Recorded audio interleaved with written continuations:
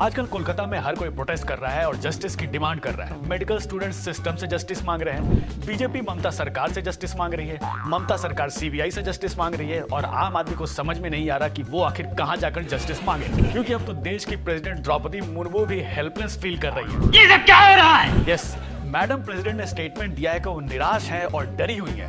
इस पर टीएमसी पूछ रही है कि मणिपुर से यूपी और बिहार तक औरतों के खिलाफ क्राइम हो रहे हैं, लेकिन राष्ट्रपति को सिर्फ कोलकाता की ही वजह से डर क्यों लग रहा है? ये एक्सेप्टेबल नहीं है। इस चक्कर में पब्लिक कंफ्यूज है कि सरकारें और राष्ट्रपति तक क्राइम के खिलाफ लड़ने के बजाय आपस में लड़ने में बिजी हैं, तो पब्लिक की सिक्योरिटी और सेफ्टी की जिम्मेदारी कौन लेगा? हमको नहीं पता।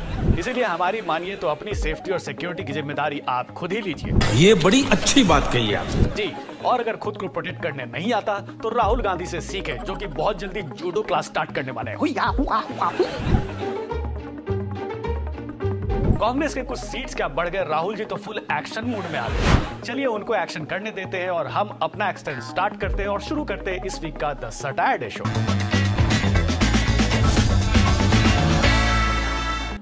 आजकल जब भी टीवी ऑन करो तो वेस्ट बंगाल के प्रोटेस्ट की न्यूज आती है, पर वाकई वहाँ प्रोटेस्ट हो रहा है या बस पॉलिटिक्स हो रही है, ये समझ नहीं आ रहा। आरजीकर हॉस्पिटल में जो कुछ भी हुआ वो शॉकिंग था, लेकिन उसके बाद जिस तरह से केस को कोलकाता पुलिस ने हैंडल किया वो और भी शॉकिंग था। इसलिए ये केस सीबीआई को ट्रांसफर कर दिया गया। तो कायदे से तो अब इन्वेस्टिगेशन कंप्लीट होने का वेट करना चाहिए, पर ऐसा लग रहा है कि जब तक ममता दीदी इस्तीफा नहीं देंगी वहाँ प्रोटेस्ट चलता ही रहेगा। पर ममता दीदी का एजेंडा क्लियर है।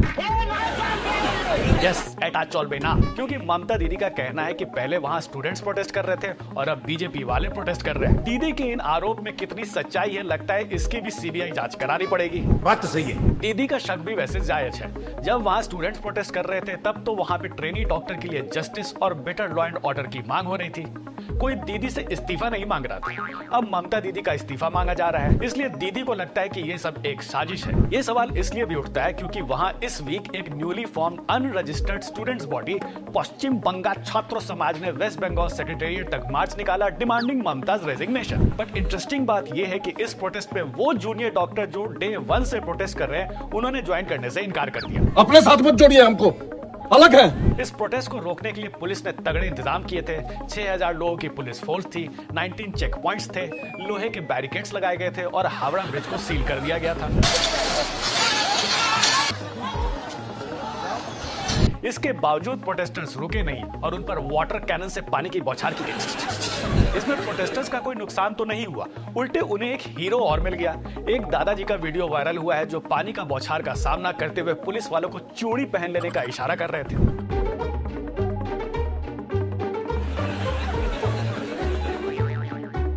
अरे चाचा, चोरी कमजोरी की निशानी नहीं होती है। आपकी इस हरकत से फेमिनिस्ट गैंग आपके पीछे पड़ जाएंगे और आपके खिलाफ ही प्रोटेस्ट करने लगेंगे। समझता नहीं है यार। वैसे इन चचा को देख के टीएमसी वाले सोशल मीडिया पे बोल रहे थे कि किस एंगल से ये चचा स्टूडेंट्स दिखते हैं। इसके काउंटर में बीजेपी सपोर्टर्स कह रहे थे कि इन चचा के भी पिताजी के उम्र के लोग जेएनयू में पढ़ते हैं।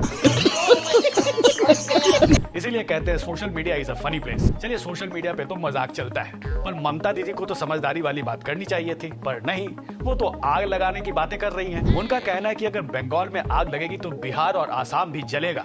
इसका मतलब अभी आने वाले दिनों में ये इशू और लंबा खिंचने वाला है। चलिए, बंगाल को मौजूदा हाल पे छोड़ के हम आगे बढ़ते हैं।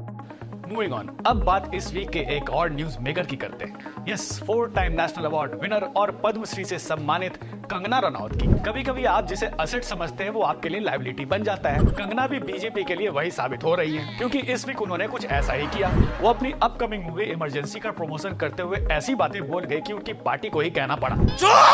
चुप हो जा, सातवीं फेल, चुप हो जा। सबसे पहले तो मूवी लवर्स को इसी बात का टेंशन है कि कंगना रनौत की मूवी आ रही है। लोगों ने सोचा था कि कंगना फुल टाइम पॉलिटिशियंस हो गई हैं, तो अब धाकर और तेजस जैसी फिल्में नहीं झेलनी पड़ेगी। लेकिन अब लग रहा है कि कंगना ने दो इंडस्ट्री में फ्लॉप होने का मन बना लिया है। कंगना रनौत ने एक इंटरव्यू में कहा कि फार्मर्स प्रोटेस्ट के दौरान वहाँ पे लाशें लटकी हुई थी और औरतों का रेप हो रहा था। यहाँ पे जो फार्मर्स प्रोटेस्ट हुए वहाँ पे लाशें लटकी थी, वहाँ पे रेप हो रहे थे। कंगना के इस बयान के बाद बवाल मच गया और लोग कहने लगे कि ये फिल्म का प्रमोशन कर रही है या उसे बैन कराने की कोशिश कर रही है। पहले कंगना अपने बयानों से जो हाल करण जौहर, ऋतिक रोशन का करती थी, इस बार वही हाल वो बीजेपी का कर रही है। बीजेपी ने कंगना के स्टेटमेंट से किनारा करते हुए स्टेटमेंट जारी किया कि कंगना इस तरह के स्टेटमेंट ना दे। चुप, बिल्कुल चुप। इस बयान पर बवाल अभी थमा ही नहीं था कि 2 दिन बाद कंगना ने एक और बयान दे दिया। इस बार द लल्लन टॉप के इंटरव्यू में उन्होंने कहा कि कास्ट सेंसस नहीं होना चाहिए। बटेंगे तो कटेंगे, नहीं होनी चाहिए। बिल्कुल भी नहीं। हम पता ही नहीं कौन सा एक्टर की क्या जाता है। इस पर बीजेपी और बैकफुट पे आ गई क्योंकि ऑपोजिशन ने उसे इसी मुद्दे पे घेर रखा है। कंगना बार बार वही बातें कर रही है जिससे उनकी पार्टी परेशान हो जा रही है। अब बीजेपी को डर लगने लगा है कि कंगना रनौत के सेल्फ गोल की काबिलियत देखते हुए कहीं कांग्रेस उन्हें अपना स्टार प्रचारक न बना दे, क्योंकि पहले बीजेपी वाले राहुल गांधी को अपना असेट समझते थे और अब कांग्रेस वाले कंगना को अपना असेट समझेंगे। अब चलते हैं महाराष्ट्र के सिंधुदुर्ग, जहां छत्रपति शिवाजी महाराज का 35 फुट ऊंचा स्टैचू गिर गया।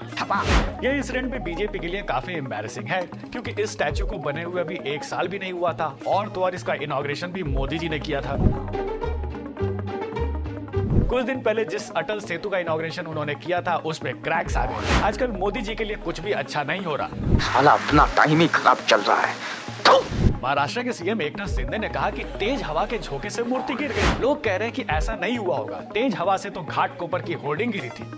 इतनी मजबूत मूर्ति आखिर हवा से कैसे गिर सकती है? ये सब क्या देखना पड़ रहा है? इससे ज्यादा टाइम तो चाइना का सामान चल जाता है। कुतुब मीनार और ताजमहल जैसे स्ट्रक्चर 400 साल से खड़े हैं और छत्रपति शिवाजी महाराज की मूर्ति 1 साल भी नहीं चली। नई पार्लियामेंट बिल्डिंग में और अयोध्या के नए मंदिर में 1 साल में ही पानी टपकने लगा। ये भगवान क्या जुल्म है? वो तो अच्छा हुआ कि महाराष्ट्र गवर्नमेंट ने हवा पर FIR दर्ज नहीं कराई, नहीं तो सारा दूध का दूध और दिमाग का दही हो जाता। इस मामले में कॉन्ट्रैक्टर सहित 4 लोगों पर FIR दर्ज हो गई है और नई मूर्ति बनाने के लिए टीम भी बना दी गई है। अब लोगों को ये शक होने लगा है कि इतनी जल्दी मूर्ति इसलिए गिरी कि दोबारा बन सके और मोदी जी एक ही मूर्ति का 2 बार इनॉग्रेशन कर सके। इस प्रकार की बचकाना बातें किसी के गले नहीं उतरती, लोग मजाक उड़ाते हैं।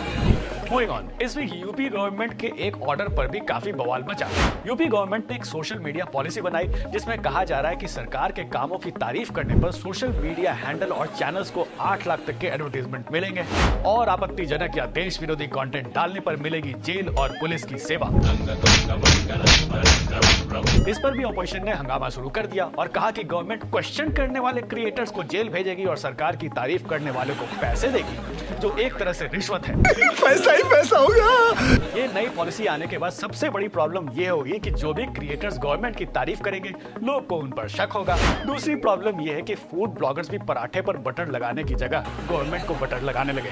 ब्यूटी टिप्स देने वाले क्रिएटर्स गवर्नमेंट की ब्यूटी का बखान करने लगेंगे क्योंकि सबको एडवर्टाइजमेंट चाहिए। कंटेंट क्रिएटर्स को चाहिए ढेर सारा पैसा, चाहे उसके लिए आदिवासी तेल बेचना पड़े या गवर्नमेंट की स्कीम। शाबाश बेटा। चलो अच्छा है, यूपी गवर्नमेंट कम से कम क्रिएटर्स को तो रोजगार दे रही है और इसके लिए उन्हें रोड पर लाठी भी नहीं खानी पड़ेगी। मूविंग ऑन, उधर जम्मू एंड कश्मीर में 2 एक्स सीएम के बीच बवाल मचा हुआ है। कश्मीर में विधानसभा चुनाव होने वाले हैं लेकिन अभी तक वहां कोई इलेक्शन लड़ने को तैयार ही नहीं था। पीडीपी की महबूबा मुफ्ती और नेशनल कॉन्फ्रेंस के उमर अब्दुल्ला ने खुल्लम-खुल्ला कहा था कि वो इलेक्शन नहीं लड़ेंगे क्योंकि जम्मू कश्मीर की विधानसभा में कोई दम नहीं है और सारी पावर एलजी के हाथ में है। लेकिन अब इलेक्शन से पहले उमर अब्दुल्ला ने यू टर्न लेते हुए खुद इलेक्शन लड़ने का फैसला कर लिया है। महबूबा मुफ्ती ने भी यू टर्न लिया है लेकिन थोड़ा छोटा सा। वो खुद तो इलेक्शन में खड़ी नहीं होंगी लेकिन अपनी बिटिया को खड़ा कर रही है। वाह वाह वाह वाह। कुर्सी का चक्कर बाबू भैया, कुर्सी का चक्कर। कुर्सी से याद आया कि आईसीसी यानी इंटरनेशनल क्रिकेट काउंसिल को नया चेयरमैन मिल गया है। Guess what? वो कोई और नहीं, इंडिया के होम मिनिस्टर अमित शाह के बेटे जय शाह है जो अभी तक बीसीसीआई के सेक्रेटरी थे। लोग कह रहे हैं बाप हो तो अमित शाह जैसा और जॉब हो तो जय शाह जैसा। इतना तगड़ा प्रमोशन वर्ल्ड में पहली बार हुआ है, लेकिन ये भी शायद वर्ल्ड में पहली बार हुआ हो कि बेटे की कामयाबी पर कोई उसे बधाई नहीं दे रहा, सब उसके बाप को कांग्रेचुलेशन कर रहे हैं। यहाँ तक कि वेस्ट बंगाल सीएम ममता बनर्जी ने भी जय शाह को नहीं अमित शाह को बधाई दी, लेकिन ये बधाई कम और ताना ज्यादा साउंड कर रहा था। लोग कह रहे हैं कि जय शाह के अंदर कोई काबिलियत नहीं है, उन्हें तो ढंग से बैट पकड़ना भी नहीं आता और उन्हें सिर्फ पापा की वजह से ये काम मिला है, जबकि ये पूरी तरह से गलत है। अगर जय शाह के अंदर कोई काबिलियत नहीं होती तो वो भी पॉलिटिक्स में होते। चलिए that's all for now. If you like this video share with your friends and family, do not forget to subscribe to our channel India Today and Aaj तक।